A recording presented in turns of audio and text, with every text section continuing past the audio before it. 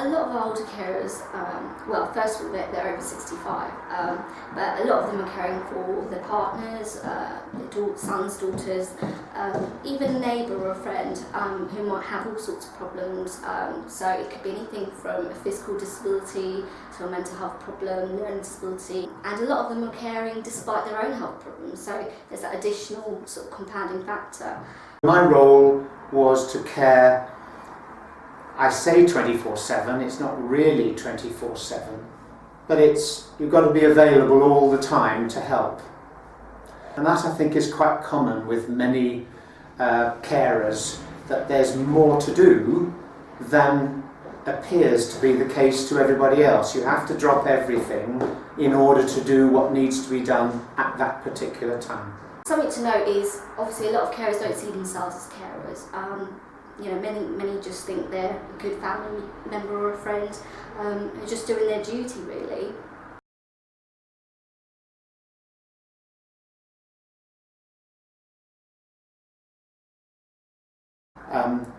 When you care for somebody who can't lift things from the hob to the sink or to the dishwasher,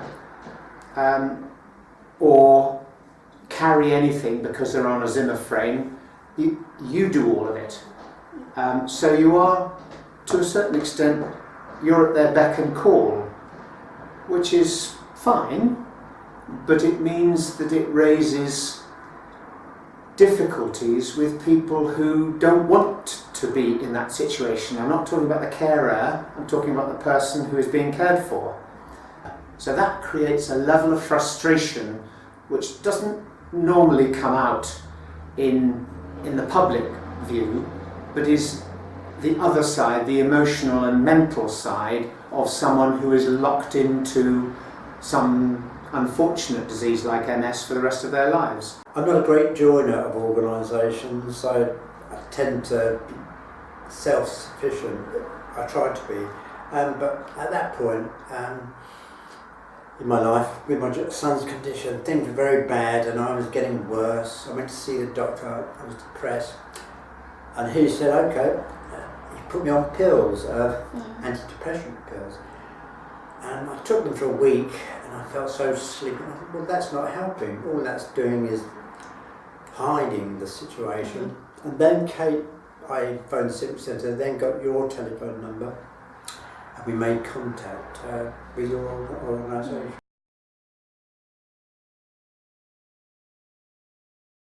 What we try and do is really try and get them to assess their situation, see how it's really impacting their life, and get them to access as much support as possible in the hopes that we can kind of maintain their quality of life and keep them caring for as long as possible.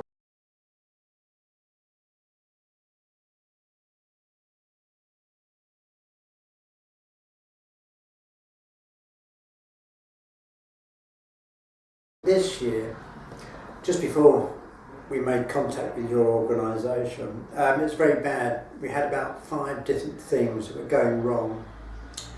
John was in a bad phase, very argumentative, very tiring. He actually broke his foot, which meant he was, even on a good day, he was still in his wheelchair. So that meant whenever we went out in the car, it was a major episode. But thankfully, you enabled us, or you got us, his disability permits, which is brilliant. That means we can park in disabled roads now, which really has helped. A few years ago we applied for disability living allowance. It's now called something different. And although we were very straight about answering the questions, and Anne at that stage my wife Anne was already on a Zimmer frame, we got turned down. So we came to Harrow Carers, and your staff helped enormously to complete the form again a couple of years after the first time, and without being dishonest, by putting the same facts down but making sure we didn't make mistakes that the computer would pick up, successfully put my wife on the highest level of both aspects of mobility allowance.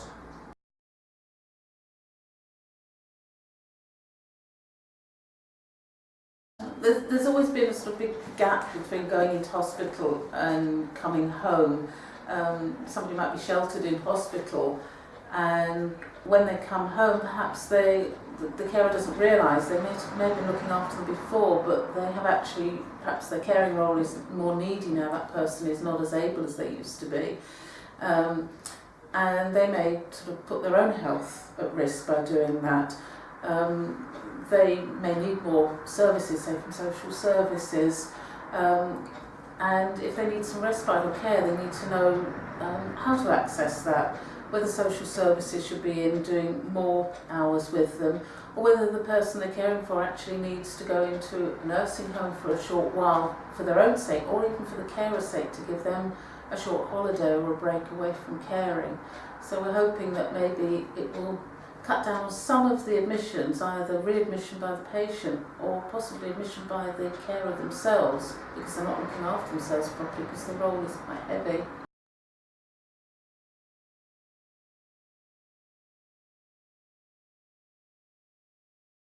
My wife and I have been able to help other carers in similar positions in this area.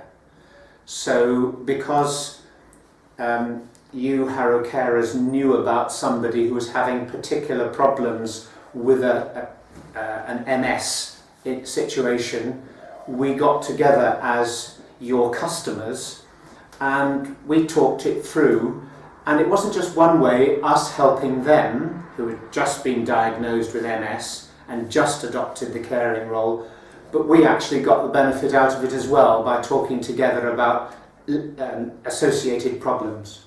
When you asked me if I wanted to come on a computer course, I just retired from teaching computing, so we now share the role of introducing older people to the wonders of computers and the internet, and that's been something which has given me a lot of enjoyment over the last couple of years, and I hope for many years to come.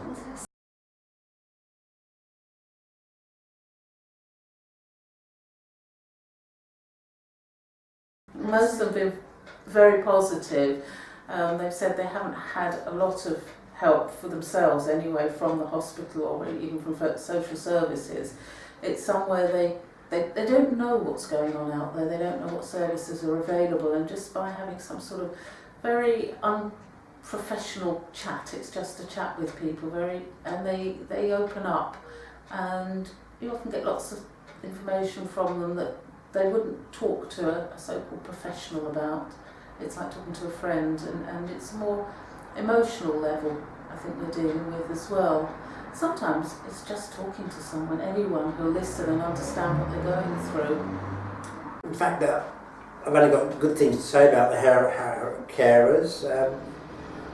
Like I say, it's full of young people, but don't let that put you off. They're caring and they're there for you, to help you.